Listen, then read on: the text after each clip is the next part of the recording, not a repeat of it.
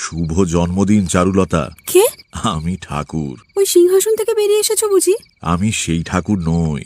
আচ্ছা, তুমি তো খুব তোমার একটা কবিতা আমাদের সিলেবাসে আছে, ওই হৃদয় আমার নাচের রাজিকে, সেখানে কলাপের মতো করেছো বিকাশ, এই লাইনটার মানে লিখতে পারিনি বলে 3 নম্বর কাটা গেছে। আহারে। চারুলতার জীবনে ছোটবেলা পেরিয়ে এখন এসেছে ইঞ্জিনিয়ারিং কলেজ।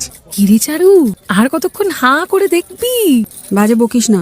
হালকা আতেল আছে, লেগে পড়। মানছি ভালো লাগে, কিন্তু আমি হ্যাংলার মতো অ্যাপ্রোচ করতে পারবো না। তারপর আমাকে দেখ, একটা কালো মেয়ে, অগোছালো চুল, বোঁচা নাক। এক্সকিউজ মি, এত কথা বলতে হলে একটু পেছন দিকে বসলে ভালো হয়।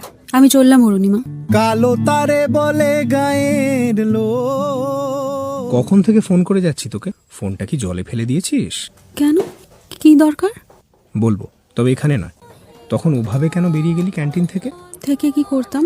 তুমি অপমান করতে আর আমি মাথা নিচু করে শুনতাম। কৃষ্ণকলি আমি তারই বলি, তখন এই গানটাই কেন গাইলাম বলতো? তোমার গিটারে রবীন্দ্রসঙ্গীত গাইতে ভালো লাগে, সবাই জানে। তোমার ওই চোখ দুটো ভীষণ ডেঞ্জারাস।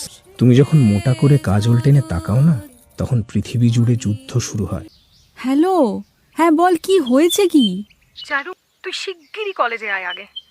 অমিতদার কি হয়েছে? অমিতদার বাইকটা সকালে অ্যাক্সিডেন্ট করেছে, মানে ওকে হসপিটালে নিয়ে গেছে। অমিত রায়ের বাড়ির লোক কে আছেন? I am extremely sorry. জীবনের মধ্যে কোথাও যে কিছুমাত্র ফাঁক আছে, তা তখন জানিতাম না। তুমি তো ঠাকুর, তোমার নিশ্চয়ই অনেক শক্তি আছে। মানে ভীষণ কষ্ট হচ্ছে, একটু ঠিক করে দেবে? দুঃখ যদি না পাবে তো দুঃখ তোমার ঘুচবে কবে? সীমানা